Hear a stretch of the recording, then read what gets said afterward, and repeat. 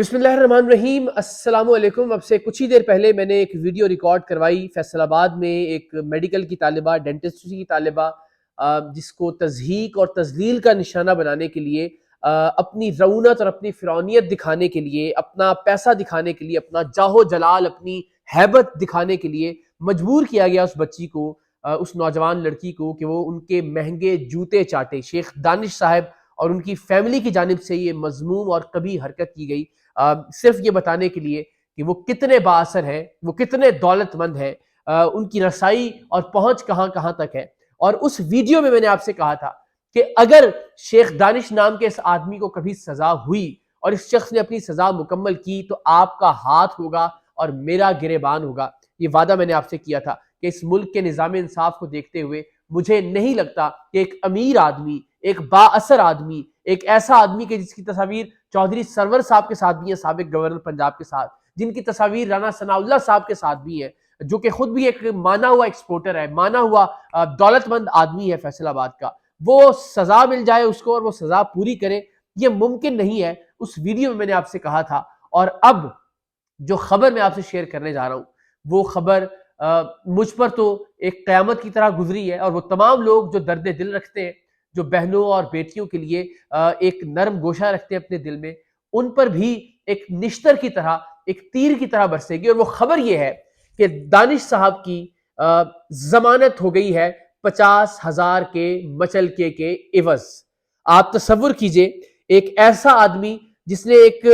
तारीख रकम की घटियापने की, जिसने एक तारीख रकम की जुल्म की, जिसने एक तारीख रकम की बर्बरियत की, एक ऐसा मंजर जो ना आज से पहले पाकिस्तान में देखा गया, ना पाकिस्तान से बाहर मैंने कभी इस तरह की बर्बरियत देखी कि एक नौजवान बच्ची को जूतों के तलवे चाटने पर मजबूर किया जाए, उसे बार बार ये कहा जाए कि जबान लगाओ जूतों पर और माफी मांगो, और उसके बावजूद उस बाअसर शख्स की चंद ही घंटों में जमानत हो जाए 50,000 रुपए के मचलकों के इवज। आप अंदाजा लगा सकते हैं उस आदमी की ताकत का और हमारे मुल्क के निजाम इंसाफ की कमजोरी का। तो मामला कुछ यूं है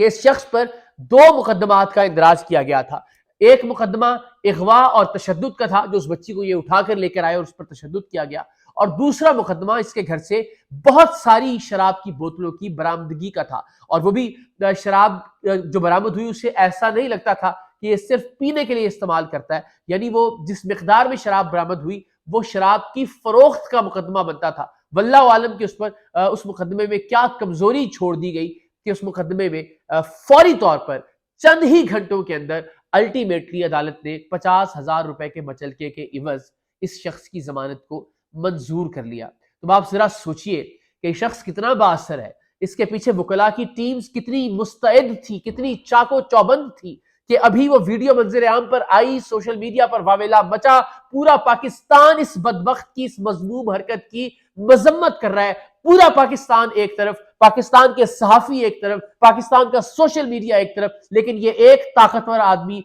ये एक दौलतमंद आदमी और इस एक दौलतमंद आदमी के वकील एक तरफ, और अल्टीमेटली वो इसकी एक मुकदमे में जमानत लेने में कामयाब हो गए सिर्फ चंद घंटों के अंदर। सो बाकी केस का क्या होगा इसका अंदाजा आप बखूबी लगा सकते हैं। जिस तरह के मैंने कहा था कि मैं बहुत दर्दे दिल के साथ, बहुत दुखी दिल के साथ, लेकिन अल्टीमेटली ये सच आपके सामने रख रहा हूं कि इस शख्स को कोई सजा होने वाली नहीं है। यही पाकिस्तान की तारीख बताती है, यही पाकिस्तान के निजाम इंसाफ की तारीख बताती है, यही हमें पाकिस्तान के जुल्म की जो तारीख है वो बताती है कि अल्टीमेटली मजलूम को किसी ना किसी दबाव में आकर या किसी ना किसी लालच की वजह से जालिम को माफ करना पड़ता है। इस मुल्क में माफी वडेरों के लिए, जागीरदारों के लिए और दौलतमंदों के लिए ही बनी है। और अल्टीमेटली इस केस में भी या तो माफी हो जाएगी या फिर अदालत वो इंसाफ करेगी जो कि अब तक होता चला आया है। और अल्टीमेटली जिस तरह एक केस में शेख दानिश की जमानत हो गई, दूसरे केस में भी किसी ना किसी तरह से खुदा ना खास्ता, लेकिन सच यही है कि ये शख्स बाहर आ जाएगा और फिर इस तरह के वाकयात होते रहेंगे। क्योंकि किसी एक शख्स को पकड़कर टांगा गया होता, किसी एक शख्स को पकड़कर सजा दी गई होती, निशाने इबरत बनाया गया होता, तो शायद ये दानिश वाला वाकया ना होता, ये जो बच्ची डॉक्टर बन रही थी इसके साथ जो वाकया पेश आया ना होता, खदीजा के साथ जो जुल्म हुआ वो जुल्म वकूफ पजीर ना होता। لیکن چونکہ اب تک کسی طاقتور کو سزا نہیں ملی اس ملک کے اندر، اسی لیے یہ واقعہ بھی ہوا، اور اسی لیے اس طرح کے واقعات کو آنے والے وقت میں بھی روکا نہیں جا سکے گا بدقسمتی سے۔ لیکن پاکستان زندہ باد، پاکستان پائندہ باد۔